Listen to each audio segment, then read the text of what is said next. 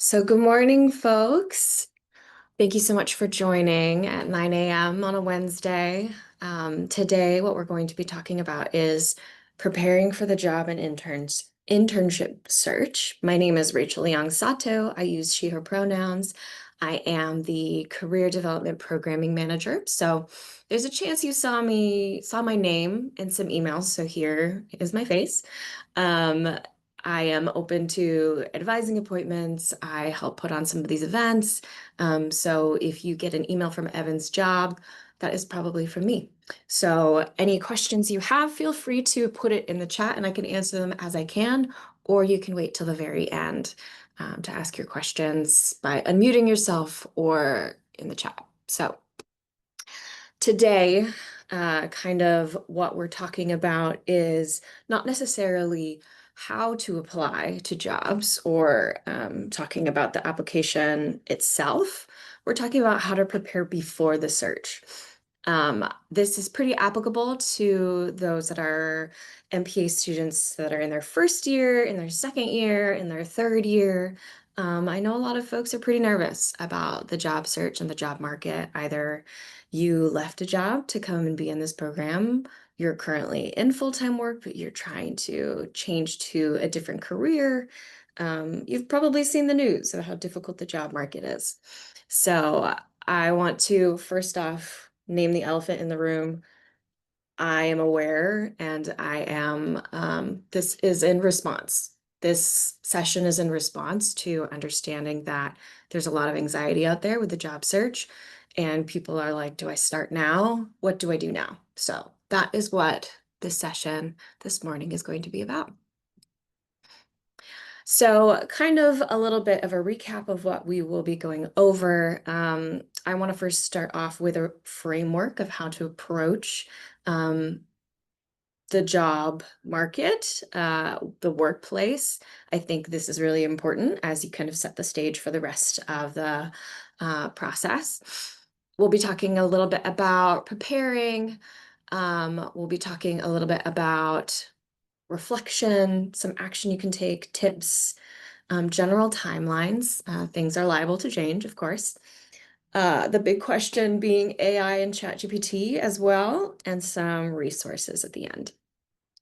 And for those of you who just joined us, I'll also be recording this session. So if there's some parts that you missed, hopefully you'll be able to review it later.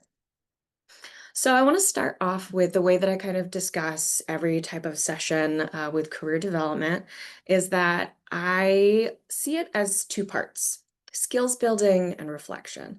So a lot of times we often sit in the skills building part of career development. You think about, how do I create my resume? How do I do mock interviews?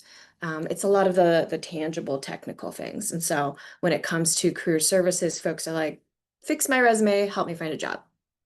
What I think is equally as important is reflection, because there's so many folks that get to a point potentially in their career or in their education where they realize, oh, this thing that I was planning on doing or the dream career I wanted, I realize I maybe don't want to do anymore. Or maybe, there's some folks, especially last year with the federal layoffs, those that were planning on going into the federal government were like, okay, maybe this is not the most stable place for me to apply to right now. How do I shift my gears? What do I do? So I think what's really important is this reflection stage. So you're able to go back to some truths about yourself and your beliefs about work in order to help you move forward. So talking about frameworks, so I'm a bit of a nerd when it comes to theory. And so I want to focus on these two different concepts. One, I think that is really helpful is integrating your internal and external worlds. So you might have been in Grant Bloom's class or done a session with him about values. The question is, what do you value? And how do you want to act on your values? So it's not just, I care about community, I care about DEI, I care about access, but how are you acting on it? I think what is an easy connection that folks are saying, I'm going to a policy school, so therefore I want to work on policy. And so folks end up trying to only look for job titles with the word policy in it. But the reality is, for those of you that are farther along in your degree, you're able to see that policy, you can affect it and be a part of it in lots of different ways. And your title might not have the word policy in it. And I think that is a common misconception that folks have when they're job searching. So an example I have, and I'll use myself potentially as an example, is my internal world is, I believe in supporting marginalized populations. Maybe get specific about saying in policymaking. And the way that might manifest externally is, in the job search, I'm open to any position that will allow me to support that effort. So I plan to apply to organizations with that in their mission or in my direct work. So I myself am one that really cares about supporting marginalized populations, but it's not in my job title. And you might not even see it in my job description. However, I'm still able to integrate my internal world, my value, and act on it in my external world, in my job. So something to keep in mind and think about. And then this other one on the right side called the case of model. This is a little bit more of decision making. It might seem pretty um, obvious or simple, but you'd be surprised how often we get caught up and stuck in our decision making process. So this stands for communication, analysis, synthesis, valuing, and execution. And this particularly is a career development processing theory. So zooming in on this model, communication, this is maybe where you start. I know I need to make a choice. I know I need to get a job. I know I need to find an internship to meet this requirement before I get to my last month of my second year. And then analysis. This is kind of where I am often helping and supporting folks is they know they need to make a choice. They're not quite sure what their options are, or they kind of know their options. And so it's maybe these two areas, understanding yourself and your options. So today is a little bit more of understanding yourself and your options. And then moving on to synthesis. Okay, let me expand and narrow my list of options. So I know I value these things. My options are applying to the public sector, nonprofit, you know, all of the things in Seattle or Washington or the West Coast. Expanding and narrowing your list of options. Okay, so maybe I want to be close to family.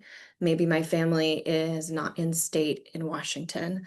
So, but maybe I want to be in driving distance. You expand your search to different locations, types of agencies that care about a particular cause. Moving on to valuing, choosing an occupation, program of study, or job. Okay, so I think I like the term community outreach. I like the terms like budget and analyst. And so that is where you start searching. Execution, implementing your choice. And so you are applying to those jobs and maybe you get that job. Um, I have some feelings about the knowing I made a good choice. I think this is sometimes, it varies for people. But I think this is helpful when it comes to, okay, I implemented my choice. I applied to all of the budget analyst jobs in the Seattle area. I didn't get them. Okay, back to communication. I need to make a choice and going back to understanding myself and my options.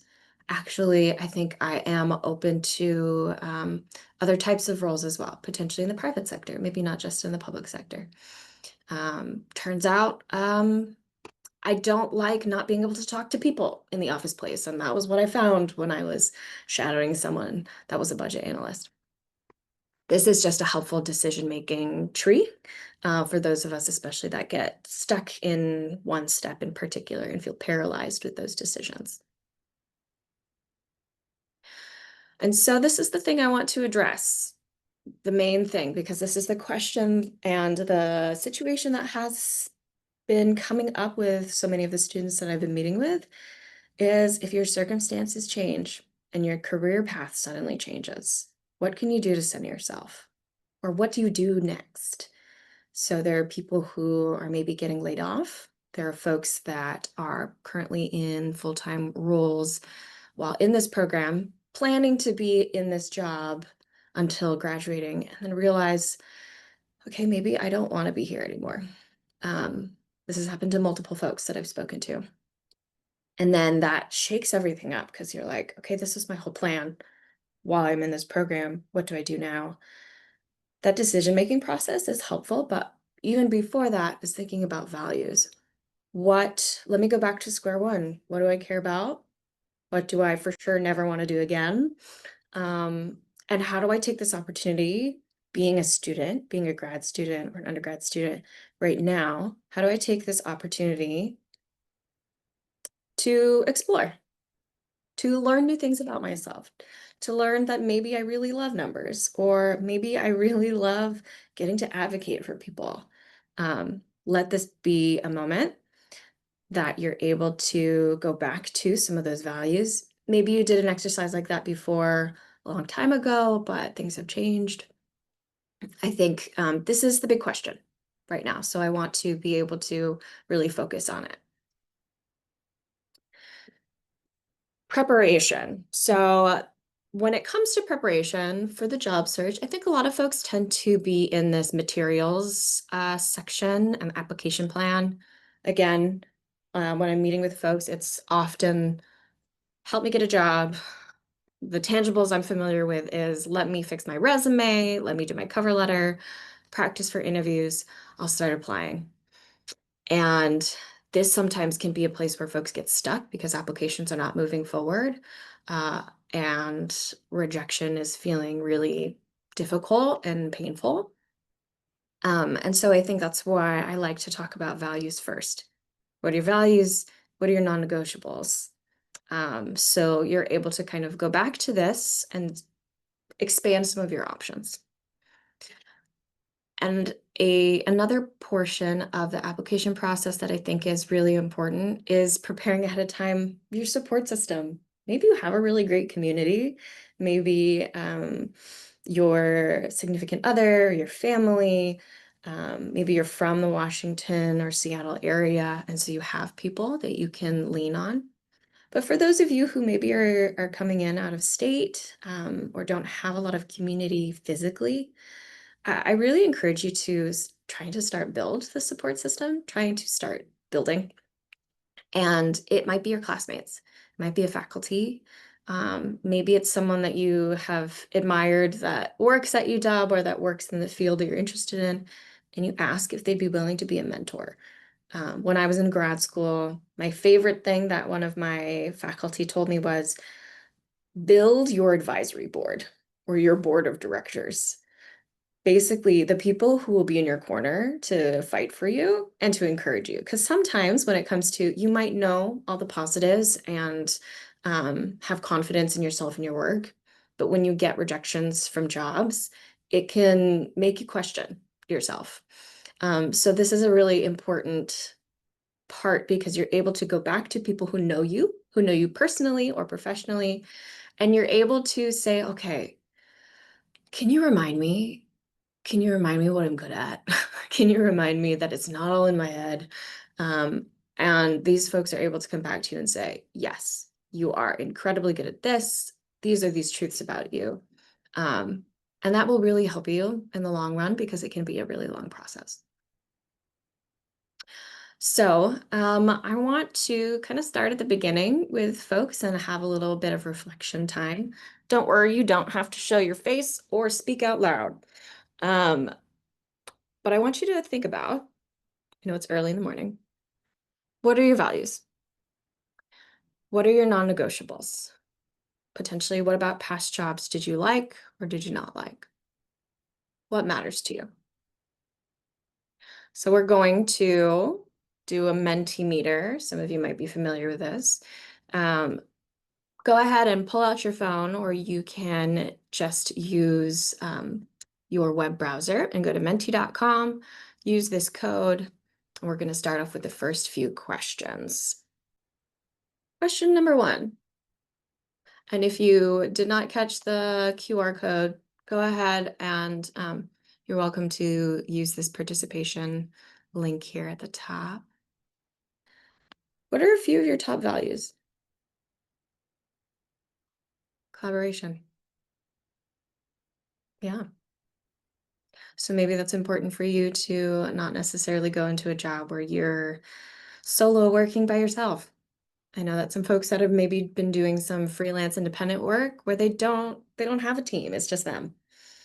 And so that is maybe not their favorite. Accessibility. Hmm. Really important.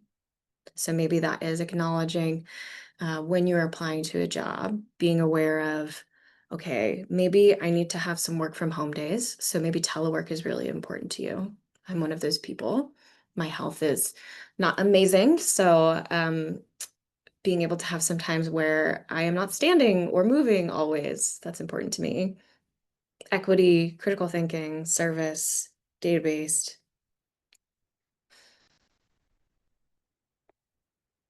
And so thinking about how are these internal values, how does this affect your external world? How might this affect what types of jobs you look at, what jobs you might tolerate, or workplaces that you might be okay with? I'm going to move on to the next question. What are some of your non-negotiables? This might be workplace culture. This might be your salary. You know, Seattle is not cheap, so maybe you need to make a salary above a certain amount in order to be able to take care of yourself, to give your family, take care of your dog. Supportive office culture. Definitely. Office culture and your coworkers can sometimes make or break your work. Things might be hard, but if you have people that are in your corner and supporting you, can really make a huge difference. Emphasis on work-life balance. Yeah, big one. So it's always interesting to see in job descriptions where work-life balance might not necessarily be as much of a priority. Um, Kind of seeing the what are they saying behind the phrase willing to work in a fast-paced environment and odd hours. I would maybe question that a little bit. What does that mean? Working in a fast-paced environment and enjoying that sometimes uh, can mean something else. Value-driven workplace. Yeah, that's why a lot of folks are in public service. That's why a lot of folks are here at the Evans School is because they want to be a part of a workplace that cares and they go back to their values. Empathetic leadership, autonomy. Yeah.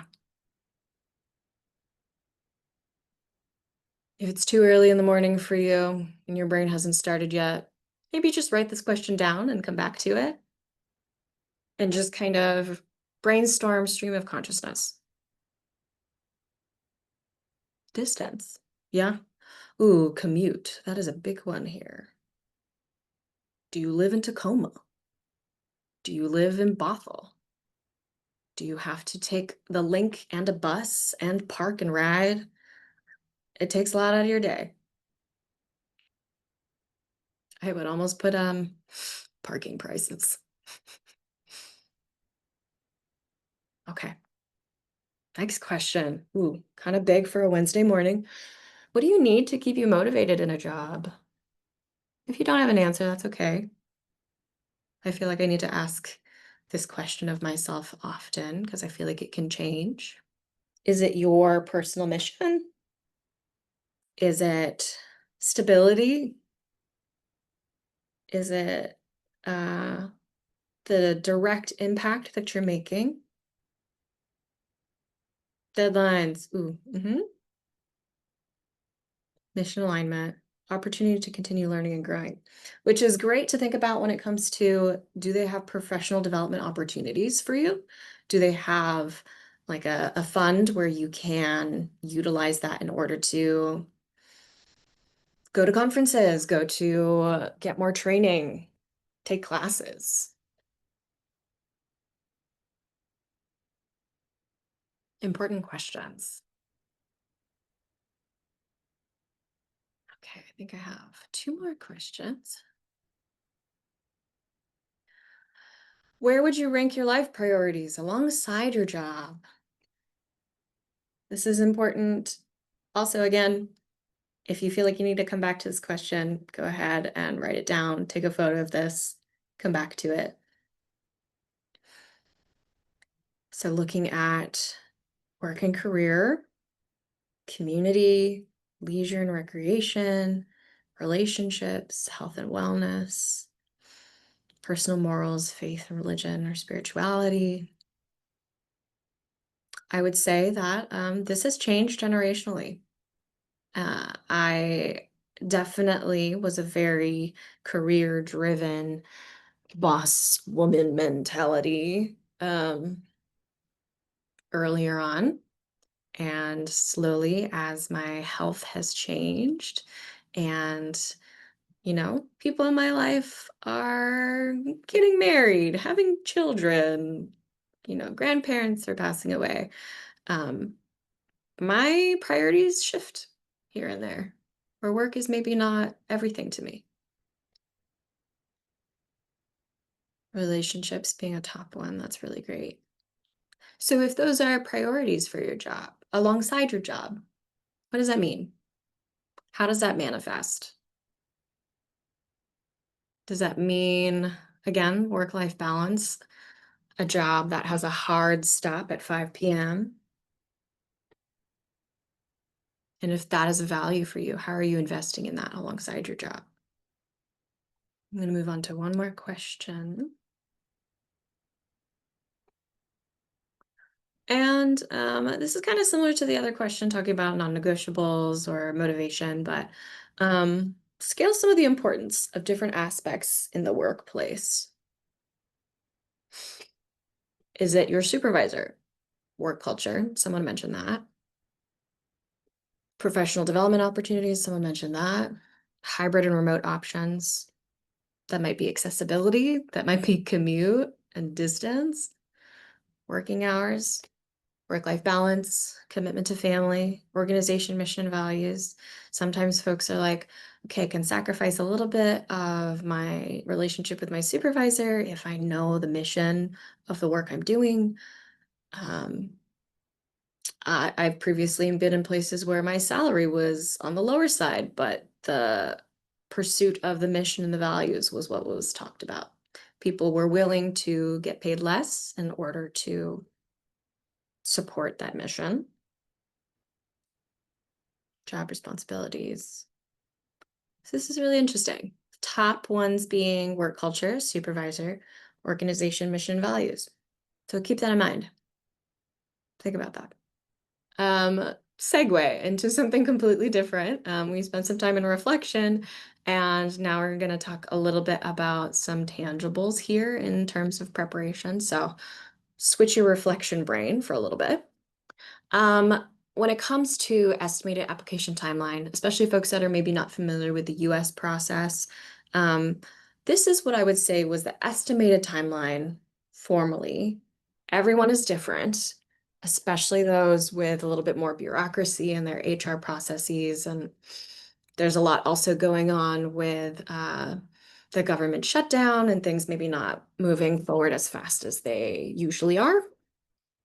So again, take this with a grain of salt. I think when it comes to listings, especially for those in local government or government, sometimes the listing is only open for 2 weeks. Sometimes it is open until they get a max amount of applicants. So be conscious, particularly of the job posting time. That is when email subscriptions to job boards can be really helpful because you can have your stuff prepared, this time in autumn quarter being preparation, so that when you see a job posted that you're like, I want that, or an internship where you're like, the deadline is soon, you can be ready to submit it before it closes.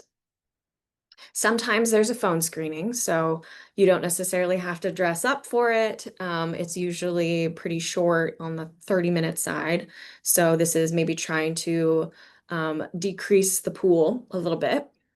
First round interviews, it's primarily been over Zoom lately that I've seen. I have actually not heard a lot of folks doing too many in-person first round interviews, but maybe sometimes a second round interview is in person. So just being prepared, emotionally and physically. If you haven't been in the Zoom game for very long when it comes to applying to jobs, like prep with someone. I offer mock interviews, so if I'm someone you want to practice with, I am open to doing that. Um, and then after the second round, there's a chance they might have a third and a fourth, depending on how intense the process or the decision making is. But they'll often do a reference check, and sometimes that's the last piece. It doesn't guarantee that when they ask for references that you are going to be getting the job. Sometimes they're checking the references of multiple candidates, like maybe they're finalists. So I wouldn't say that this is guaranteed. And then offer a negotiation and potentially starting work. Sometimes folks are willing to wait until you graduate to let you start your job, but be mindful, those of you especially who are planning to graduate in this upcoming June. If you're applying earlier on, be prepared if they ask you to start work earlier. Is that something you're willing to do to start before you finish the program? Um, I've seen that to be an advantage for folks. I've seen that to be really difficult for folks. So be mindful of your own capacity, and see in the negotiation process if they'd be willing to start you off as part-time and then move on to full-time. Um, this might be self-explanatory for folks, but this is a great way to keep track of applications. Just getting an easy peasy spreadsheet. It's much better than sending it out into the cyberspace and hope you remember. Having the position title, organization, status. Have you started it? Are you in the process? Maybe you just found it. This is a good place where you can save your links, your deadlines, salary. This way you're able to compare. Good way to keep track of applications. And now we're going to talk a little bit about action. We're not going to spend as much time in this for this particular session. But I think when it comes to action, folks are like, okay, I'm applying. What else do I do? I'm not getting any, responses. What else can I be doing? Networking, I think sometimes it's a pretty scary word, but this is really, really vital when it comes to creating connections, creating those people that are willing to support you, but also this is how you can get jobs in the future. This is how you can potentially get mentorship right now. Go to events. If you are at an event and there's a speaker talking and you really value what they're saying, go up to them. Say, thank you so much for being here. I really connected to this. Do you have a business card? Or can I get your email? Can I connect with you later? And then when you meet with them, say, is there someone you can connect me with as well? Building your network can be really helpful. I would say a good start might be with your own classmates, faculty, and staff. Just ask to chat with them. Grab coffee, go sit in the lobby and chat a little bit. Research is important, not just job boards. Indeed, Glassdoor, LinkedIn, and Handshake. Those I consider to be a little bit more third-party job boards. So recognize, please don't put all of your effort only into those. If you are really interested in an organization, go to their direct site. It might be under jobs, it might be under careers. But if they have an email listserv, an email subscription, get on that email list because that will be more up to date than a LinkedIn posting that hasn't that might have expired. Keep up to date with the current news. That might be, if you like reading academic papers, follow them on social media, get familiar with the language in the world. Because then a really simple thing to do is follow them on LinkedIn, follow different agencies and organizations, and then you get to kind of be more familiar with the content and where to look. Getting involved in something besides a full-time position. I think we often think about volunteering. We think about volunteering at maybe like a food bank, but it doesn't always necessarily need to look like that. You can be a part of student leadership. So there's the student interest groups within Evans. There's GPSS. There is um, Evans Student Organization, ESO. So there's different ways to get practice in that leadership. Um, and if you are trying to fulfill your internship requirement, those things can count towards it as well. There are things that you can be a part of that is not necessarily 15 hours a week. Maybe it's like 5 hours a month.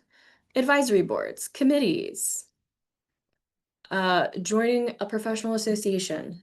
This again is expanding your network, but it's also allowing you to kind of get those things on your resume. I'm currently a part of a committee with our professional staff organizations. That allows me to be involved in something that isn't necessarily a full-time job, but I still get to be invested in something I care about. Job search tips. I mentioned turn on job notifications, all those organizations, agencies that you are interested in. Most of the time, when it comes to government jobs, you really can just put on the government jobs notification and you can filter it based off of what you're interested in. Connect with your former network and build your current network. So if you have a former supervisor, faculty, or professors that you were really close with when you were an undergrad or your previous institutions, maintain those relationships because you never know where they're going to go. It can be really helpful later on in your career. Don't rule out temporary or part-time work. So sometimes folks are pretty nervous about applying to positions that say this is a temporary role or this is a grant-funded role. I think that kind of allows you to know that there is an end date and you can use it as a growing process. Um, so temporary or part-time work, I think especially right now, everybody is trying to find that dream full-time job, and that might not necessarily be able to happen. So looking at things as stepping stones, and you're not moving backwards by getting a temp job or getting a part-time work. Um, this is all in the process. Nothing is linear. And like I mentioned before, following social media and LinkedIn organizations. If you haven't yet followed WS. Washington State Department of Transportation, you should do so. It is worth your while. Some resume tips. This is kind of some general things. A lot of you might be familiar with it. This is what I go over when it comes to um, my resume reviews, tailoring your resume. We always talk about that. Different sectors have different best practices. Um, I do want to point out that federal applications, for those of you that are interested in applying, they have changed their page limit and their requirements. Before, it used to have no page limit, and now they are shortening it to 2 pages. So for those of you who have sent in those applications in the past, know that that requirement has changed. Private sector, 1 pager, very summarized, achievements, a little bit over duties, and very quick and concise. Where a lot of folks are in this program are local government and nonprofit work. So that's around 2-ish pages based on your experience. The main thing that is important is to put a summary at the top of your resume right underneath your name and your contact information. That will have about 3 bullet points or sentences that kind of sets the tone for the rest of your resume and shares a little bit about your expertise. You might say program manager with 5+ years of experience in stakeholder collaboration, program evaluation, and budgeting. That allows folks to say, okay, they meet the minimum requirements, and now I can read the rest of the resume and know what they're about. For those who are applying to internships, I would say that the application can be a little bit different. Rather than trying to be the best fit from your experience, folks know that you're a student and that you're not going to know everything. And what would the point of an internship be if you already knew everything? And so I think what's important when it comes to your supplemental questions or the cover letter, share that you're an Evans student. So being able to share that you are a student right now, you're in a growing educational process. Also, the Evans name goes pretty far. So the folks that are reading this might be familiar with Evans students, or might be an alum. Share how the position invests in your career journey, what you're excited about to learn, and your passion for the work. I think knowing that there's a lot of folks that are using AI to write their cover letters and it can feel sometimes overly formal. We want to see that you're a person, that you're a human. So sharing what you're excited about, your passion for the work, and that you did your research. So if they mention a particular um, plan that they're working on, research that plan and be familiar with it when the interview comes. The big question people ask is, when do I start applying for jobs? When do I start applying for internships? I just got here. Um, Easy answer, anytime. There are positions that pop up all the time. But the peak season tends to be closer to spring and winter. So I want to say this is how I usually talk about the quarters is autumn quarter is a great time to explore, research, get familiar with things, prepare your materials. And then winter quarter is when you can start lightly applying. For internships, things might pop up more right here. And then spring quarter is when you want to more seriously apply. So this is with keeping in mind that if you want an internship for the summer, this is a good time frame. However, if you're trying to fulfill the internship requirement, you can do it anytime while you're in the program. You don't need to wait till the summer before your second year. A lot of folks tend to just do that because it works with their schedule. And for those of you applying to full-time roles for graduation, timing it for when you graduate, I would say focus on the winter and spring quarter. But honestly, the earlier the better that you start conversations because this can be a long process. This is a document that was shared in the Wednesday Weekly and shared in the Career Corner newsletters. These are kind of vague timelines.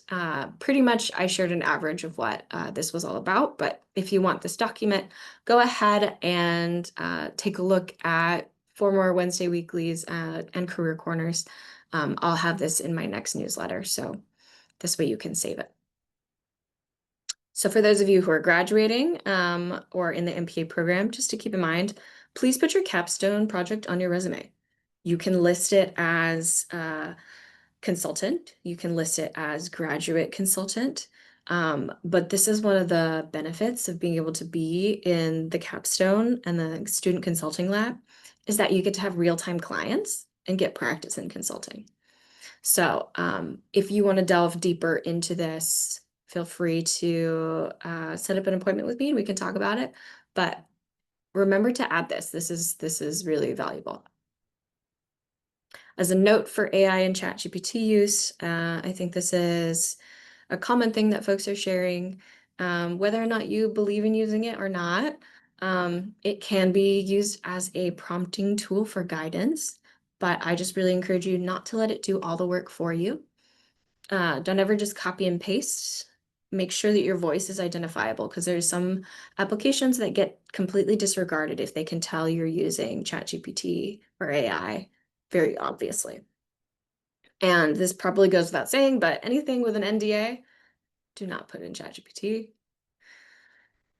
And some prompt ideas might be you submit the job posting into ChatGPT or whatever it might be, and you say, I'm getting an interview for this job.